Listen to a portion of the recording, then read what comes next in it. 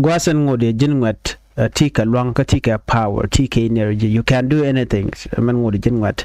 you know gwada dan ci jinra medi no ci dong betel lat mi be long ane gat ku karo dien kan baje lo koniko dong de ko le teke de do de ko le jeg mi chamme man me ken gat ku ken ngi right now ngode gwada dan dong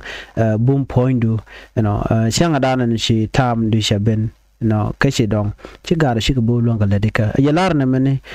this gan akanitin kone bagat ken baga peace ko peace du ka urun gwada na ci dong be ken kula lok ban mi pelika mat ken ko anga tramadoli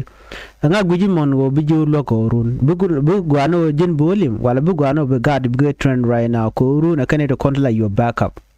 yendit gan gore jen odi yen guj gat ngich be je kaman kana gwani chang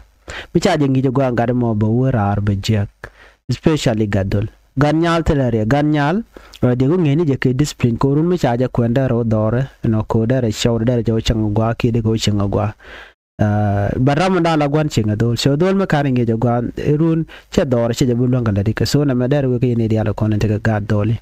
gwan wo de yen ga de yen ke ngi ko do me ko ka chi ka dra ka chi chang je ka jiken ka ta jen do dan bo ren longa but mo yanga palwe ka dubti jer kon we ka ci charin bulwang gwasa danen ci dong jin ramamo jin chek wala jin wut bi ngaje no charge bulwang ci ken bulwak no ko bi charin bo ka kwang bo ka tap tel bi kan lwak kaji ke tel bi kan la tel bi kan lat kaji so jo jin o dere charwa na ngode bum shoku ka bum tet ku ka gwi wang no ko der gar ko der ka ngai ko runa kala baka pa ke kan ba jo lwango kan ba jo lwago no gwasa danen ci dong